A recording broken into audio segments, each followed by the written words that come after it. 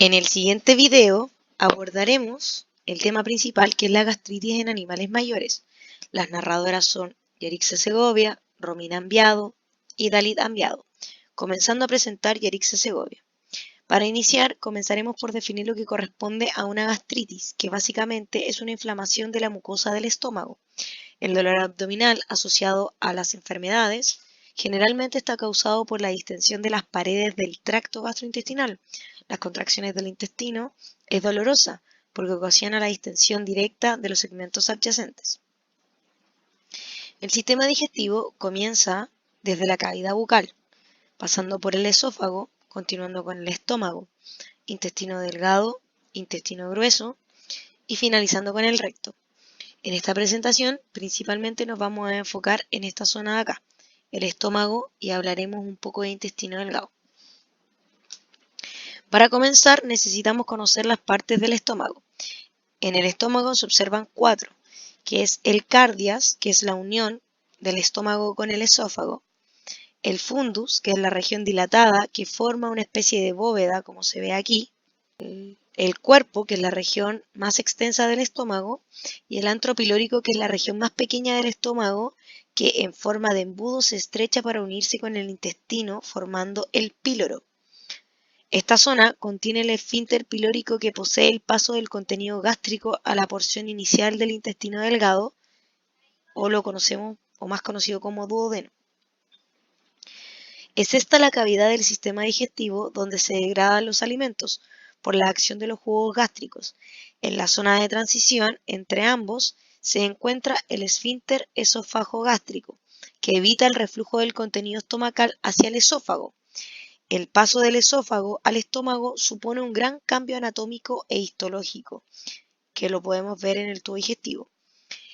En la siguiente lámina, justo en esta zona de acá donde se marca una línea negra, podemos ver el paso del esófago, que posee un epitelio plano estratificado no queratinizado, a un epitelio simple de células cilíndricas, que es lo que sería la parte del estómago, justo en esta unión.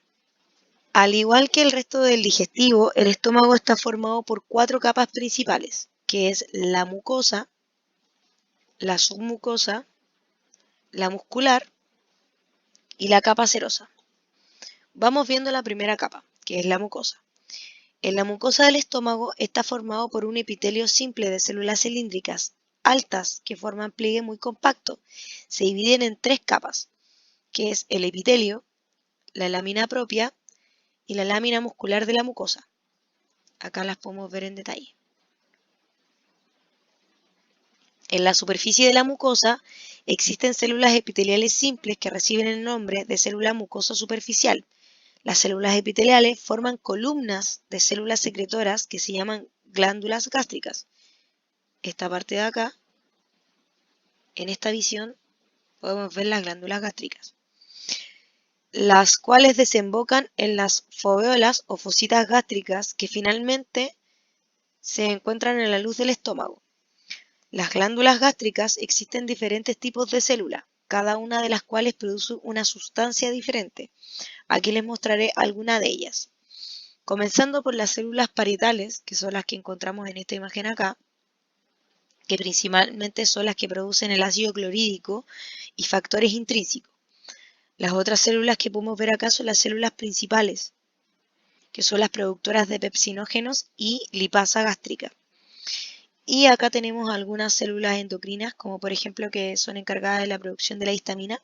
Y en las siguientes imágenes puedo presentar en cortes histológicos lo que serían las fositas o las foveolas gástricas. Acá también tengo un dibujo en el que podemos explicar dónde se encuentran las células parietales, las células endocrinas, las principales y las células de la mucosa del cuello, que principalmente son células que producen moco.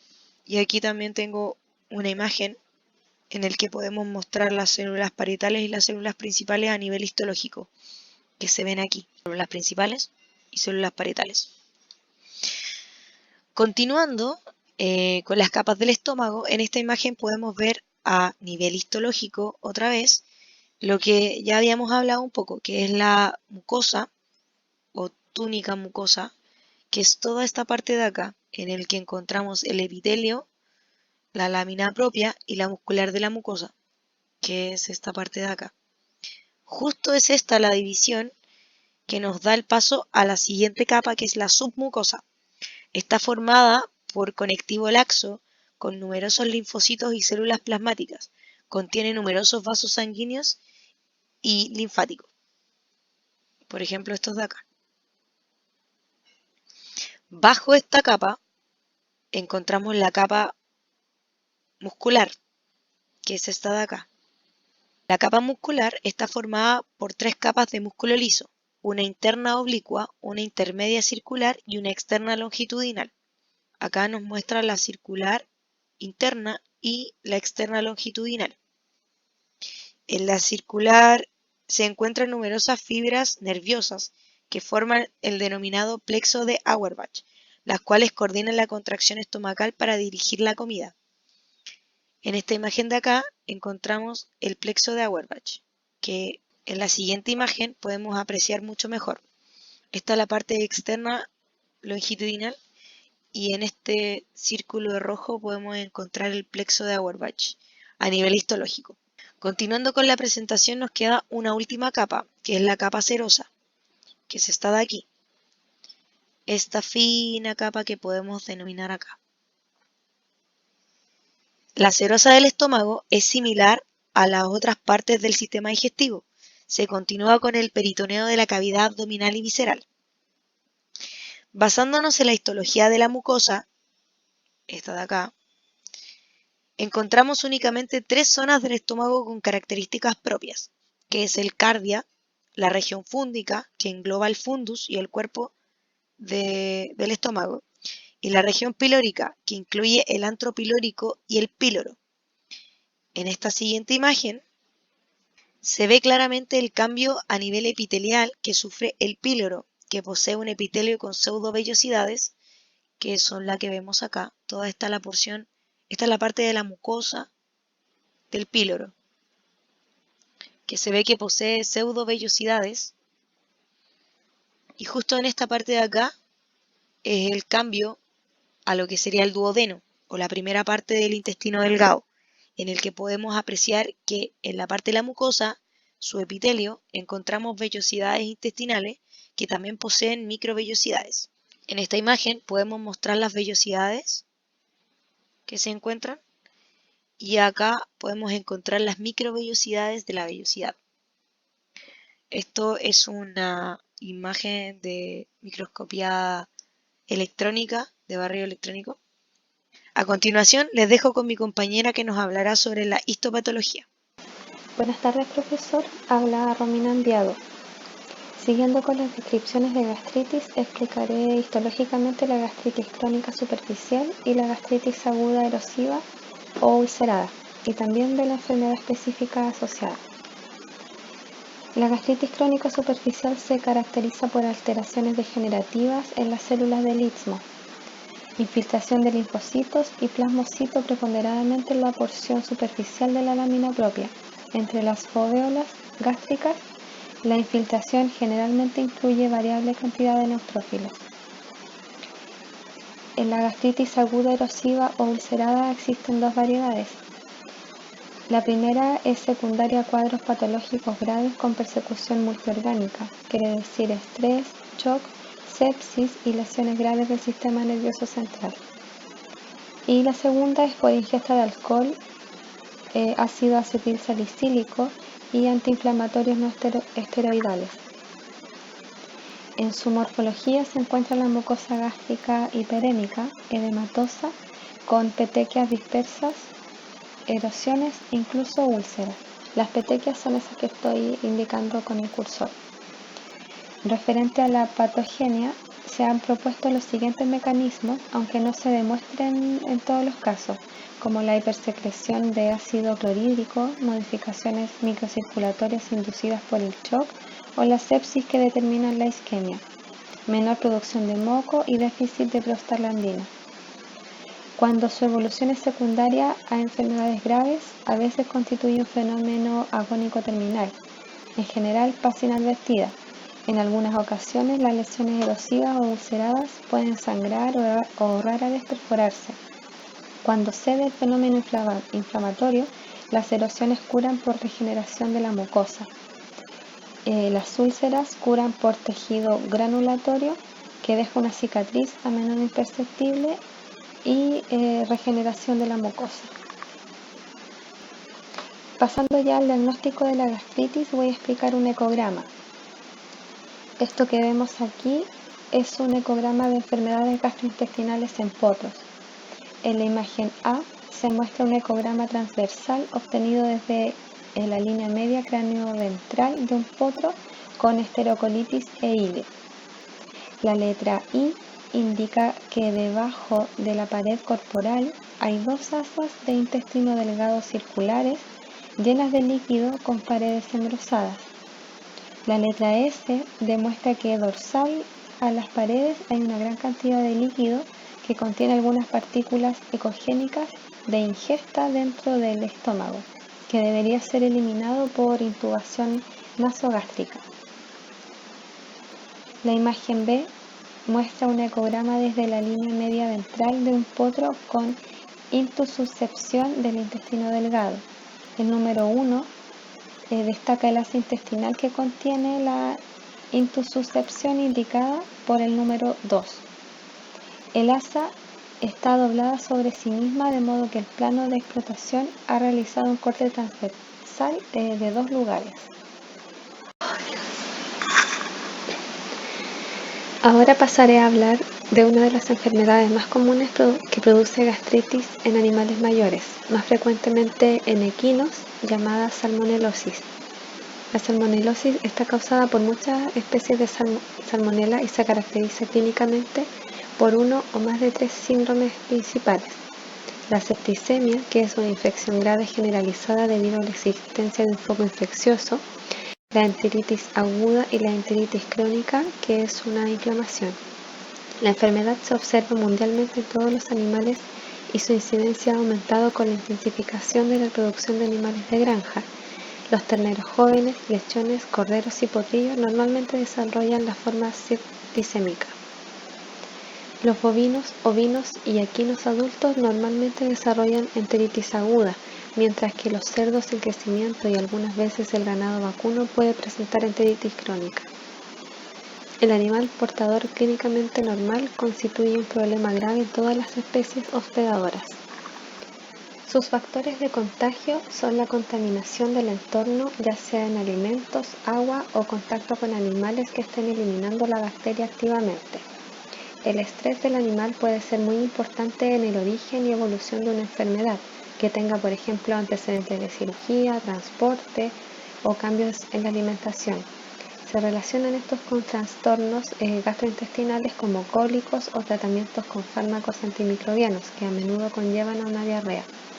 Sus manifestaciones varían desde la ausencia de síntomas clínicos anómalos a una diarrea aguda grave o incluso la muerte. También es muy frecuente en la salmonelosis el aborto. Más de la mitad de los cuadros diarreicos se deben a esta bacteria, aunque los equinos de cualquier edad pueden padecerla. Los potrillos son frecuentemente los más afectados, en especial a la hora del destete y aquellos que se inician en entrenamientos deportivos. Por otra parte, hay portadores asintomáticos que pueden diseminar la enfermedad al eliminar microorganismos en forma periódica. Estas bacterias pueden estar asociadas a enfermedades de otras etiologías como neumonía y poliartritis, además de provocar aborto en yeguas preñadas comprometiendo la futura fertilidad de las mismas. Esta infección está asociada a la salmonelosis, en donde se incluyen las infecciones asintomáticas, los animales portadores y las modificaciones en la relación hospedador-parásito, donde el equino se hace susceptible ya sea por debilidad, bajas defensas o situaciones estresantes. Las secreciones vaginales de las yeguas que abortan a campo, así como también el feto y sus envolturas contaminan el agua y las pasturas, ingresando bacterias por vía oral en los equinos susceptibles. El periodo de incubación de es de 10 a 30 días y solo antes de que suceda el aborto la yegua manifiesta síntomas. El aborto se produce entre el sexto y noveno mes de gestación. La yegua está deprimida con una temperatura central del orden de los 40 a 41 grados, sin apetito y en ocasiones con diarrea y abdomen agudo. En la vagina se observa una secreción amarillenta e inodora. Si este cuadro no pudo ser detectado, el aborto sucede sin signos premonitorios. En general, se produce la expulsión del feto envuelto en el saco amniótico. En aquellos casos en que el potrillo nace vivo, muere en cuestión de horas por septicemia, o bien sobrevive para luego desarrollar una onfalitis purulenta. Esto es una infección en el ombligo de la cría. También puede desarrollar una poliartritis metastásica supurativa. A continuación, Dalí Ambiado les hablará de la información y explicación del diagnóstico, tratamiento, control y prevención de la salmonelosis. Buenas tardes, profesor. Habla Dalí Ambiado. Siguiendo con la explicación de la enfermedad asociada llamada salmonelosis, hablaré de las 3 formas en las cuales se podría diagnosticar. Una de ellas es el estado portador asintomático, que puede estar excretado activamente el microorganismo o no, pero tiene la capacidad de transmitir la bacteria a los animales sensibles tanto por el contacto directo como mediante contaminación del entorno. Debido a que la salmonelosis no se puede examinar consistentemente a partir de las heces, es necesario recoger múltiples muestras, generalmente de 3 a 5, varios días seguidos de cada caballo para diagnosticar esta forma, ya que es excretada de forma intermitente y en un número reducido. La segunda forma de esta enfermedad se caracteriza por un curso clínico leve, con síntomas de depresión, fiebre, anorexia y heces blandas pero no acuosas. Cabe mencionar que los caballos afectados presentan neutropenia absoluta. Esto quiere decir disminución de neutrófilos sanguíneos o glóbulos blancos, la principal defensa del cuerpo contra las infecciones bacterianas. En este caso, la enfermedad puede durar 4 a 5 días. Los animales que se recuperan pueden continuar excretando el microorganismo en sus heces durante días o hasta meses. Se recomienda en todos los casos el aislamiento del caballo afectado.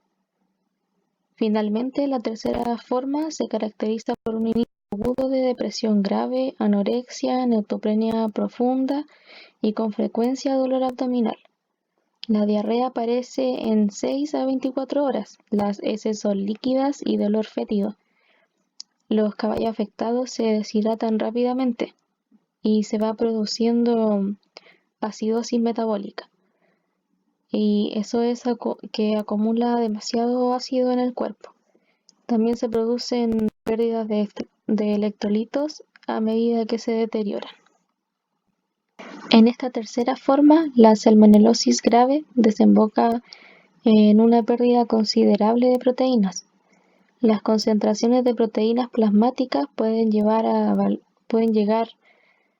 a valores peligrosamente bajos después de unos pocos días de diarrea. Ocasionalmente estos animales sufren bacteriemias, que eso es presencia de bacterias en la sangre, y si no se trata de esta forma a menudo es mortal. Ahora pasamos a explicar el tratamiento que se puede llevar a cabo. Para la forma más grave del tratamiento de la salmonelosis consiste en la administración de sueros intravenosos y electrolitos. Para la rehidratación se utiliza una solución isotónica poliiónica con precursores de bicarbonato. Debido a la activa secreción de líquidos y electrolitos hacia la luz del intestino, pueden ser necesarios volúmenes de suero intravenosos de 80 litros diarios aproximadamente, de 40 a 80 litros diarios. El tratamiento antimicrobiano en caballos adultos con salmonelosis es controvertido y no parece que afecte al curso de la colitis o que reduzca la excreción de salmonelas. Sin embargo, puede reducir la probabilidad de septicemia. El tratamiento precoz es esencial en el caso de la salmonelosis septicémica. pero existe una considerable controversia en cuanto al uso de agentes antimicrobianos en la salmonelosis entérica. Los antibióticos administrados oralmente pueden tener efectos desastrosos sobre la microflora intestinal, interferir con antagonismo competitivo y prolongar el periodo de excreción del organismo. También hay preocupación acerca de la elección de cepas de salmonela resistente a los antibióticos producida por la administración oral de estos y que posteriormente pueden afectar a seres humanos. Para el tratamiento de la septicemia se usan antibióticos de amplio espectro vía parenteral, que esto se refiere a vía intravenosa, intramuscular o subcutánea. La terapia antimicrobiana inicial debe basarse en el conocimiento de los patrones de resistencia de los fármacos encontrados en la región. Las infecciones nosocomiales, estas son infecciones ocurridas durante la hospitalización que no se estaban incubando o no estaban presentes al momento del ingreso del paciente al hospital. A menudo implican microorganismos muy resistentes a los fármacos. A veces son eficaces las combinaciones de trimetoprim con sulfonamida. El tratamiento debe continuarse diariamente durante 6 días. La medicación oral se debe administrar en el agua de bebida, ya que los animales afectados tienen sed por la deshidratación, mientras que su apetito es generalmente muy malo. Es necesario administrar líquidos para corregir el desequilibrio ácido-básico y la deshidratación. Los caballos que padecen salmonelosis intestinal aguda presentan acidosis. Esto se refiere a exceso de ácido en los tejidos de la sangre. Y también hiponatremia grave, que es baja concentración de sodio en el plasma y pueden necesitar tratamiento inicial con bicarbonato de sodio al 5% vía intravenosa a razón de 5 a 8 litros por 450 kilogramos de peso. A continuación, se administra una solución equilibrada de electrolitos. Esto es concentración que contiene iones libres que se comportan como conductor eléctrico, que contengan potasio para corregir la hipopotasemia, que es la baja concentración de potasio en la sangre, que puede seguir con la corrección de la acidosis. En los caballos puede ser beneficiosa la administración intravenosa de plasma con un elevado título de anticuerpos contra el núcleo lipopolisacárido de la salmonela.